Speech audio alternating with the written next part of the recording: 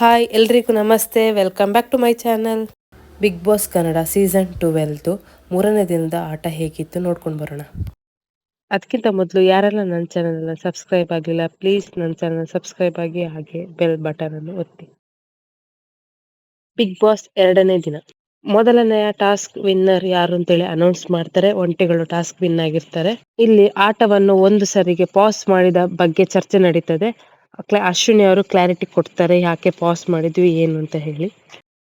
ಸಿಕ್ಕಿನ ಕಾಳಗದಲ್ಲಿ ವಿಜೇತರಾದ ಒಂಟಿ ಟೀಮಿಗೆ ಒಂದು ಬಿಗ್ ಬಾಸ್ ಅವರು ಎದುರಾಳಿ ಟೀಮಲ್ಲಿ ಯಾರಾದ್ರೂ ನೆಕ್ಸ್ಟ್ ಟಾಸ್ಕ್ ಆಡಬಾರ್ದು ಅಂತ ಹೇಳಿದ್ರೆ ಯಾರು ಅಂತೇಳಿ ಹೆಸರು ಘೋಷಿಸ್ಲಿಕ್ಕೆ ಹೇಳ್ತಾರೆ. ಅವರು ಅಭಿಷೇಕ್ ಮತ್ತೆ ಅಶ್ವಿನಿ ಅವರ ಹೆಸರು ಅಂತ ಕೊಡ್ತಾರೆ. ಬಿಗ್ ಬಾಸ್ ಅವರು ವಿನ್ ಆದ ಒಂಟಿ ಟೀಮ್ಗಳಿಗೆ ನೀವೊಬ್ರು ಫೈನಲಿಸ್ಟ್ ಅನ್ನು ಆಯ್ಕೆ ಮಾಡಬೇಕು ಅಂತ ಹೇಳಿ ಸೂಚಿಸ್ತಾರೆ.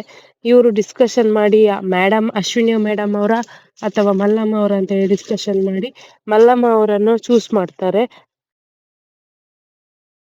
ಸತೀಶ್ ಅವರು ಜಾನ್ವಿಯರ್ ಹತ್ರ ಫೌಲ್ ಬಗ್ಗೆ ಮಾತಾಡ್ತಿದ್ರು. ನೀವೇ ಹೇಳ್ಕೊಟ್ರ ಅಲ್ಲ ಅವರು ತಿಳ್ಕೊಂಡ್ರ ಅಂತೇಳಿ. ಅದಕ್ಕೆ ಅಶ್ವಿನಿ ಅವ್ರು ನಾನೇ ಹೇಳ್ಕೊಟ್ಟೆ ಅಂತೇಳಿ ಹೇಳಿದ್ರು. ಅವ್ರ ಗೇಮ್ ಅನ್ನು ಸ್ಟಾಪ್ ಮಾಡ್ಬೇಕು ಅಂತೇಳಿ ಇವರೇ ಹೇಳ್ಕೊಟ್ರು. ಬಿಗ್ ಬಾಸ್ ಅವರು ಅನರ್ಹ ಅಂತೇಳಿ ಏನು ಪಲಕಪಟ್ಟಿಯನ್ನು ಹಾಕಿರ್ತಾರೆ ಅದನ್ನು ತೆಗೀಲಿಕ್ಕೆ ಆದೇಶ ನೀಡ್ತಾರೆ. ಮರುದಿನ ಬೆಳಿಗ್ಗೆ ಹಾಡಿನ ಮೂಲಕ ಪ್ರಾರಂಭವಾಗ್ತದೆ. ಎಲ್ಲರೂ ಹೊರಗಡೆ ಬಂದು ನೋಡಿದಾಗ ನೆಕ್ಸ್ಟ್ ಟಾಸ್ಕಿಗೆ ಏನು ಪ್ರಿಪರೇಷನ್ ಮಾಡಿರ್ತಾರೆ ಅದನ್ನು ನೋಡಿ ದಂಗಾಗ್ತಾರೆ. ಇಲ್ಲಿ ಹಗ್ಗ ಎಲ್ಲ ಕಟ್ಟಿರ್ತಾರೆ. ಅಮಿತ್ ಅವರಿಗೆ ಸತೀಶ್ ಅವರ ಗೊರಕೆಯಿಂದ ನಿದ್ದೆ ಬಂದಿರಲಿಲ್ಲ, ಅದರ ಬಗ್ಗೆ ಮಾತಾಡ್ತಿದ್ರು. ಇಲ್ಲಿ ಕಾಕ್ರೋಚ್ ಸುಧೀರ್ ಅವರು ತಮ್ಮ ಲವ್ ಬಗ್ಗೆ ಮತ್ತು ಅವರು ಏನೆಲ್ಲ ಫೇಸ್ ಮಾಡಿದ್ರು ಅಂತೇಳಿ ಒಂಟಿಗಳ ಹತ್ರ ಹೇಳ್ತಾ ಇದ್ರು. ಜಾನ್ವರಿಗೆ ಗಿಲ್ಲಿ ಅವರು ಊಟ ತಿನ್ನಿಸ್ತಿರ್ತಾರೆ. ಅವರು ಮೈಕ್ ಧರಿಸಿರಲಿಲ್ಲ, ಬಿಗ್ ಬಾಸ್ ಅನೌನ್ಸ್ ಮಾಡಿ ಮೈಕ್ ಧರಿಸಿ ಅಂತೇಳಿ ಹೇಳ್ತಾರೆ. ಉಳಿದ ಜಂಟಿಗಳು ಹೇಳ್ತಾರೆ ರಾಜರುಗಳೇ ತಪ್ಪು ಮಾಡ್ತಾರೆ, ಇನ್ನು ಸೇವಕರ ಹತ್ರ ಹೇಳಿಸೋದ ಅಂತ ಹೇಳಿ ಕೇಳ್ತಾರೆ. ಇಲ್ಲಿ ಅಶ್ವಿನಿ ಅವರು ಹೇಳ್ತಾರೆ ನೀವೆಲ್ಲರ ಜೊತೆ ಫ್ಲರ್ಟ್ ಮಾಡ್ತಾ ಇದ್ದೀರಾ ಅಂತ ಹೇಳಿ ಅದರ ಬಗ್ಗೆ ಹೇಳ್ತಾರೆ. ಮಲ್ಲಮ್ಮ ಅವರನ್ನು ಬಿಗ್ ಬಾಸ್ ಕನ್ಸೆಷನ್ ರೂಮಿಗೆ ಕರೀತಾರೆ. ಅಲ್ಲಿ ನಿಮಗೆ ನಾನು ಮಾತಾಡ್ತಿರೋದು ಅರ್ಥ ಆಗ್ತದಾ ಅಂತ ಹೇಳಿ ಕೇಳ್ತಾರೆ. ಅದಕ್ಕೆ ಮಲ್ಲಮ್ಮ ಹೌದು ಅಂತ ಹೇಳ್ತಾರೆ. ಆದರೆ ಯಾಕೆ ನೀವು ಮೊದಲು ನಾನು ಹೇಳಿದ ಆ ಥರ ಮಾಡಲಿಲ್ಲ ಅಂತೇಳಿ ಹೇಳ್ತಾರೆ. ಆವಾಗ ಇನ್ನು ಮುಂದೆ ಮಾಡ್ತೀನಿ ಬಿಗ್ ಬಾಸ್ ಅಂತ ಹೇಳ್ತಾರೆ. ಬಿಗ್ ಬಾಸ್ ಜೊತೆ ಏನಾದರೂ ಮಾತಾಡಿ ಅಂತ ಹೇಳಿ ಮಲ್ಲಮ್ಮ ಅವ್ರ ಹತ್ರಕ್ಕೆ ಬಿಗ್ ಬಾಸ್ ಹೇಳ್ತಾರೆ. ಆವಾಗ ಒಗ್ಗಟ್ಟು ಕೇಳ್ತಾರೆ. ಅದರಲ್ಲಿ 2 ಕೇಳಿದ್ರಲ್ಲಿ ಒಂದಕ್ಕೆ ಆನ್ಸರ್ ಹೇಳ್ತಾರೆ. ಆಗ ಬಿಗ್ ಬಾಸ್ ಹೇಳ್ತಾರೆ ನೀವು ನಮಗೆ ಯೋಚಿಸುವ ಹಾಗೆ ಮಾಡಿದ್ರಲ್ಲ ಅಂತೇಳಿ ಮಲ್ಲಮ್ಮ ಅವ್ರ ಹತ್ರ ಹೇಳ್ತಾರೆ. ಮಲ್ಲಮ್ಮ ಅವರ ಸೆಕೆಂಡ್ ಒಗ್ಗಟ್ಟಿಗೆ ಉತ್ತರ ಗೊತ್ತಿರೋದಾಗ ಬಿಗ್ ಬಾಸ್ ಹೇಳ್ತಾರೆ ನಾವೇ ಶರಣಾಗಿದ್ದೇವೆ ನಿಮಗೆ ಅಂತೇಳಿ. ಬಿಗ್ ಬಾಸ್ ಅವರು ನಮಗೆ ಲೆಮನ್ ಟೀಯನ್ನು ಮಾಡಿಕೊಡಿ ಅಂತ ಹೇಳ್ತಾರೆ. ಅವರು ಬಿಸಿಲಿನ ನಾಡಿಂದ ಬಂದದ್ದಕ್ಕೆ ಬಿಗ್ ಬಾಸ್ ಅವರು ಸ್ವೆಟರ್ ಮತ್ತು ಕಿವಿಗೆ ಹಾಕ್ಕೊಳ್ಳೋದು ಕೊಟ್ಟಿರ್ತಾರೆ. ಮಾಳು ಅವರು ಎಲ್ಲರ ಜೊತೆ ಬೆಳೀಲಿಕ್ಕೆ ಮಾತಾಡಲಿಕ್ಕೆ ಟ್ರೈ ಮಾಡ್ತಾರೆ. ಹಾಗೆ ಧನುಷ್ ಮತ್ತು ಸ್ಪಂದನ ಜೊತೆ ಮಾತಾಡ್ತಿರುವಾಗ ಧನುಷ್ ಅವರು ಎನೆಕ್ಟ್ ಮಾಡಲಿಕ್ಕೆ ಹೇಳ್ತಾರೆ. ಉಳಿದ ಸ್ಪರ್ಧಿಗಳ ಬಗ್ಗೆ ಎನೆಕ್ಟ್ ಮಾಡ್ತಾ ಇರ್ತಾರೆ. ಆವಾಗ ಅಶ್ವಿನಿ ಅವರು ಕರೀತಾರೆ. ಧನುಷ್ ಅವರು 5 ನಿಮಿಷ ಕಳಿಸ್ಕೊಡ್ತೀನಿ, ನಾನೇನೋ ಟಾಸ್ಕ್ ಕೊಟ್ಟಿದ್ದೇನೆ ಅಂತೇಳಿ ಅವರು ಎನೆಕ್ಟನ್ನು ಮುಂದುವರಿಸಿದಾಗ ಅಶ್ವಿನಿ ಅವರು ಬರಲೇಬೇಕು ಅಂತೇಳಿ ಹೇಳ್ತಾರೆ. ಇದು ಧನುಷ್ ಅವರಿಗೆ ಸರಿ ಕಾಣಲ್ಲ. ಮಲ್ಲಮ್ಮ ಬಿಗ್ ಬಾಸಿಗೆ ಲೆಮನ್ ಟೀ ರೆಡಿ ಮಾಡಿ ಕೊಡ್ತಾರೆ. ಧನುಷ್ ಅವರು ಅಶ್ವಿನಿ ಹತ್ರ ನೀವು ಆ ಥರ ಕರ್ತದ್ದು ನಂಗೆ ಸರಿ ಕಾಣಲಿಲ್ಲ ನಾನು ಟಾಸ್ಕ್ ಮಾಡ್ತಿರುವಾಗ ಅಂತೇಳಿ ಹೇಳ್ತಾರೆ.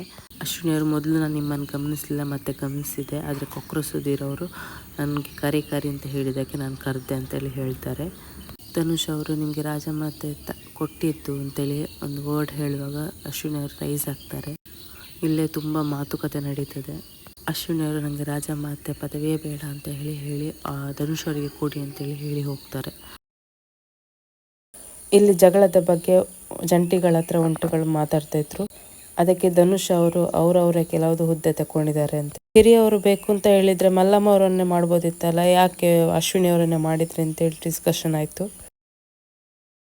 ಬಿಗ್ ಬಾಸ್ ಅವರು 2ನೇ ಟಾಸ್ಕ್ ಹೇಳಿ ಕಳಿಸಿದ್ರು. ಟಾಸ್ಕ್ ಏನಂದರೆ ಸ್ಪರ್ಧಿಗಳ ಫೋಟೋವನ್ನು ಡ್ರಮ್ ಮೇಲೆ ಅಂಟಿಸಿ ಅದನ್ನು ಹಗ್ಗದ ಸಹಾಯದಿಂದ ಒಂದು ಬದಿಯಿಂದ ಇನ್ನೊಂದು ಬದಿಗೆ ತೆರಳಿ ಅಲ್ಲಿಂದ ಆ ಫೋಟೋವನ್ನು ಇನ್ನೊಂದು ಟೇಬಲ್ ಮೇಲೆ ಹಾಕಿ ವಾಪಸ್ ಬಂದು ಅದೇ ಥರ ಪ್ರತಿಯೊಂದು ಸ್ಪರ್ಧಿಗಳಿಗೆ ಮಾಡಿ ಬರಬೇಕು.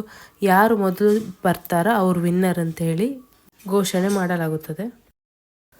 ಜಂಟಿ ತಂಡದವರು ಮಾಳು ಮತ್ತು ಸ್ಪಂದನ, ಕಾವ್ಯ ಮತ್ತು ಗಿಲ್ಲಿ ಅವರನ್ನು ಆಯ್ಕೆ ಮಾಡ್ತಾರೆ. ಈ ಪ್ರಕ್ರಿಯೆಯಲ್ಲಿ ಕರಿಬಸಪ್ಪನವರಿಗೆ ಒಮ್ಮತ ಇರೋದಿಲ್ಲ. ಅವರು ಯುಕ್ತಿಗಿಂತ ಶಕ್ತಿ ಮೇಲು ಅಂತ ಹೇಳ್ತಾರೆ.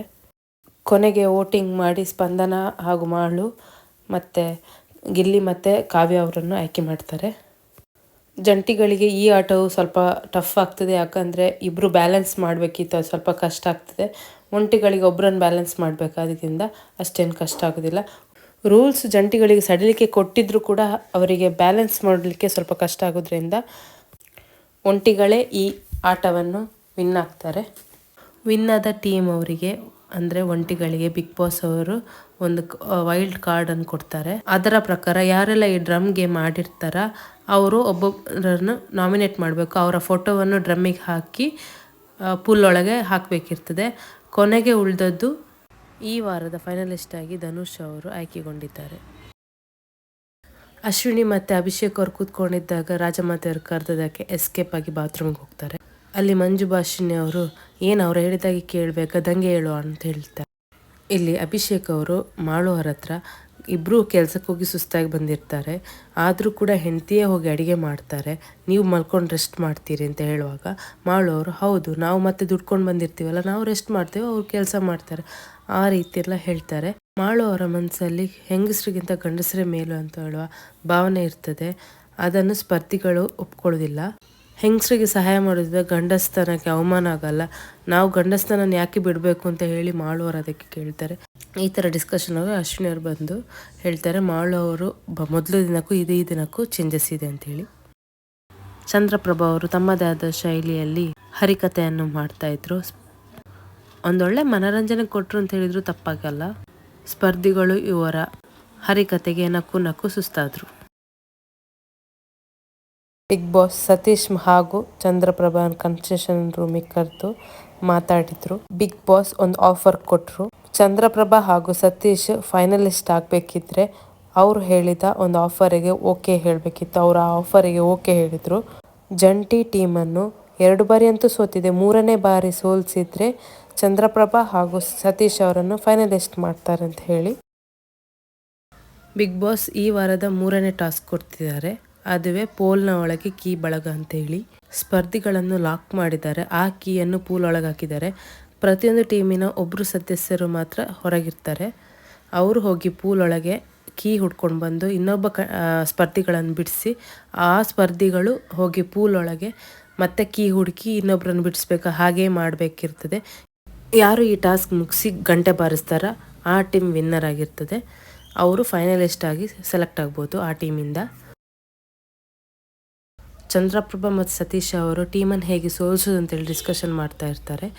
ನಾವು ಫಸ್ಟ್ ಹೋಗಿ ಸ್ಲೋವಾಗಿ ಮಾಡೋಣ, ಆವಾಗ ಅವರಿಗೆ ಕಷ್ಟ ಆಗುತ್ತೆ ಅಂಥೇಳಿ. ಹಾಗೆ ಅವರು ಹಾಗೆ ಮಾಡ್ತಾರೆ ಕೂಡ.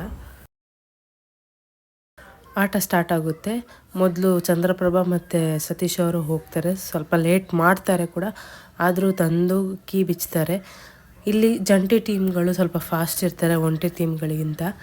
ಫೈನಲ್ ಆಗಿ ಪ್ರತಿಯೊಂದು ಟೀಮಲ್ಲಿ ಒಬ್ಬೊಬ್ಬರು ಉಳ್ಕೊಂಡಿರ್ತಾರೆ. ಅವರಿಗೆ ಕೀ ಸಿಕ್ಕಿರೋದಿಲ್ಲ. ಒಂದು ಕೀ ಸಿಕ್ಕಿರ್ತಾರೆ ಒಂಟಿ ಟೀಮಿಗೆ, ಅದು ಫೇಕ್ ಆಗಿರ್ತದೆ. ಇದಿಷ್ಟು 3ನೇ ದಿನದ ಆಟ. ಇಷ್ಟ ಆಗಿದ್ದರೆ ಪ್ಲೀಸ್ ಲೈಕ್ ಮತ್ತು ಶೇರ್ ಮಾಡಿ. Thank you, bye.